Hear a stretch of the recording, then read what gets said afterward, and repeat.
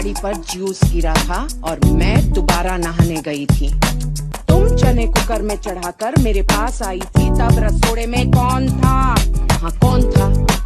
मैं थी, तुम थी, मैं थी, तुम थी, कौन था? कौन था? कौन था? ये राशि कुकर में से चने निकाल दिए और खाली कुकर गैस पर चढ़ा दिया, चढ़ा दिया, चढ़ा दिया। तालियों का शोर रुकना नहीं चाहिए दोस्तों। यश राज भाई ने क्या कमाल किया है। तालियां हो जाए दोस्तों, तालियां। हाँ पता है मैं थोड़ा लेट हूँ, लेकिन अच्छा कंटेंट बनाने के लिए थोड़ा टाइम तो लगता है, आपको भी पता है।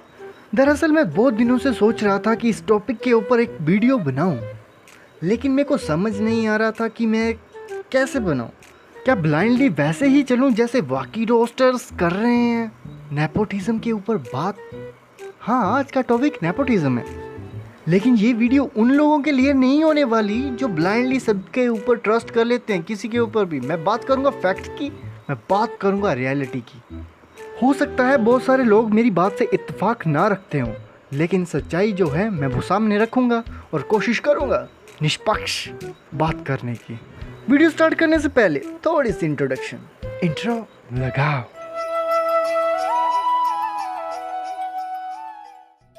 हाँ, तो सब आ गए। सबसे पहले मैं नेपोटिज्म को मोटा मोटा एक्सप्लेन कर देता हूँ, जिससे कि आपको पता चल जाए ये है किस बला का नाम। मान लीजिए आप एक गरीब परिवार में हैं, लेकिन आपके पास एक टैलेंट है जिसे कहते हैं पढ़ाई।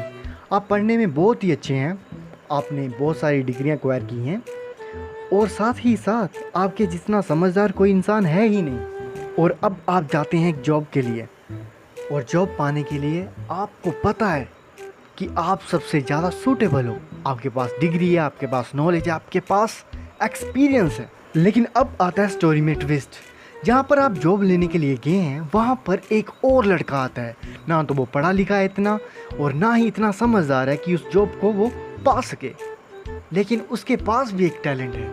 वो टैलेंट है कि जिस कंपनी में आप जॉब ले रहे हैं, उस कंपनी का मालिक उसका चच्चा है। तो चच्चा जान ने अपने भतीजे को खुश करने के लिए वो जॉब अपने भतीजे को दे दी।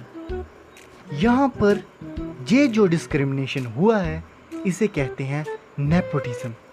ये सब सुनने के बाद आपको नेपोटिज्म से हो गई होगी नफरत। जाहिर सी बात है, गलत बात है, ये किसी का हक नहीं मानना चाहिए। आजकल ये नेपोटिज्म चर्चा में है। दरअसल ये सबसे पहले तब हुआ था जब आईफा अवार्ड हुआ था, और उसमें जो अवार्ड मिले थे, हम जानते हैं किन किन को मिले। उन सबको मिले जो बहुत सारी मेहनत किए थे। आपको तो पता ही है वो लड़के का क्या नाम है, वो क्या शोरी का नाम क्या है, ये बताना यार। भैया नन्या पांडे।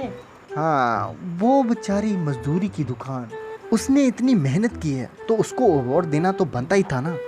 और जब उसको अवार्ड दे दिया तो हमारा भड़कना तो बनता ही था ना।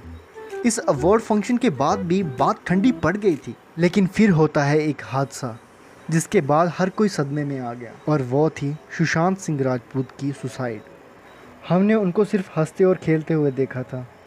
उनकी मूवीज़ से हमने खुद को कई बार मोटिवेट किया था, लेकिन उनके जाने के बाद जैसे तूफ़ान ही आ गया। हर एक हिंदुस्तानी के अंदर आक्रोश था, गुस्सा था उन सभी के खिलाफ जो कहीं ना कहीं कारण थे सुशांत सिंह राजपूत की सुसाइड के। हम जानते हैं सुशांत सिंह राजपूत का कोई भी गॉडफादर नहीं था, उनको किसी ने लॉन्च नहीं किया था, उन्होंने अपने दम पर अपना मुकाम हासिल किया था, हम जानते हैं। लेकिन पता नहीं किस कारण से उनको इस दुनिया से रुखसत होना पड़ा। उनकी सुसाइड का एक कारण नेपोटिज्म भी माना गया, जिसकी वजह से हर किसी ने अपना गुस्सा निकाला। जैसे कि हम जानते हैं, अब सड़क 2 का ट्रेलर आया और उसके ऊपर तो डिसलाइक की जैसे बारिश ही हो गई है। ये सिर्फ गुस्सा ही है, ये गुस्सा है हमारे हिंदुस्तानी जनता का। इस तूफान में सबसे ज़्यादा जिसको ट्रोल किया गया उसका नाम है करण जौहर। उसकी तो भर के ले ली गई क्लास, कुछ और मत समझना, क्लास ले ली। हर किसी ने उसके ऊपर अपना गुस्सा निकाला। शायद गुस्से का हकदार भी था, क्योंकि वो अपने शो पर किसी को भी बुलाकर किसी के भी खिलाफ बुलवाता था और लोगों में लड़ाइयाँ लगवाता था। और तो और आउटसाइडर को अंदर एंटर नहीं करने देता था फिल्म इंडस्ट्री में, उनको ट्रोल करता था, उनकी बेइज्जती करता था।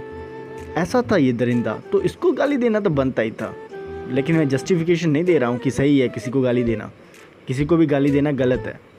और एक दो सवाल आप सबसे पूछता हूँ, और उसके बाद भी आप गाली देना चाहते हो तो फिर चलता है, फिर अब मैं समझूंगा कि हाँ आप दे सकते हो गाली। लेकिन पहले मेरे क्वेश्चंस का आंसर चाहिए। मान लीजिए आपने एक बिजनेस स्टार्ट किया है और आपने इस बिजनेस को लाखों करोड़ों तक पहुंचा दिया है, लेकिन अब आप बूढ़े हो चुके हो, तो बताइए इस बिजनेस को आप किसको सौंपेंगे? उसको जो इसके काबिल है, या फिर उसको जो आपका लौता बेटा है, या आपकी लौती बेटी है? इस सवाल का जवाब मेरे को चाहिए आप सभी से।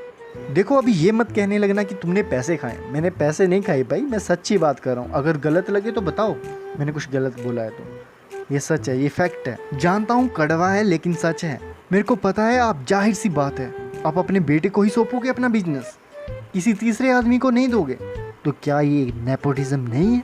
ये भी नेपोटिज्म ही है। अंबानीज को जानते हो? रिलायंस का नाम तो सुना ही होगा।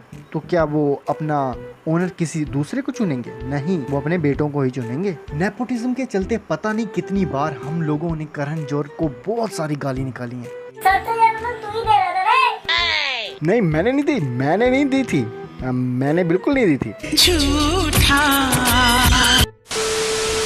देखो अगर बॉलीवुड से नेपोटिज्म खत्म करना है तो हमें स्टार किड्स को बायकॉट करना होगा। हमें टैलेंट की कदर करनी चाहिए, स्टार किड्स की नहीं। लेकिन इन सबको गाली देना आई थिंक सही नहीं है, क्योंकि अगर गाली ही देनी है तो फिर हम सब एक ही थाली के चट्टे पट्टे हैं। इससे पहले कि आप सब लोग मेरे को कमेंट में माँ बहन की गालियां दे, उससे पहले मैं आपको ये बात कहना चाहता हूँ, अगर आपको मेरी कोई भी बात गलत लगी है तो उसके लिए माफ़ी चाहता हूँ।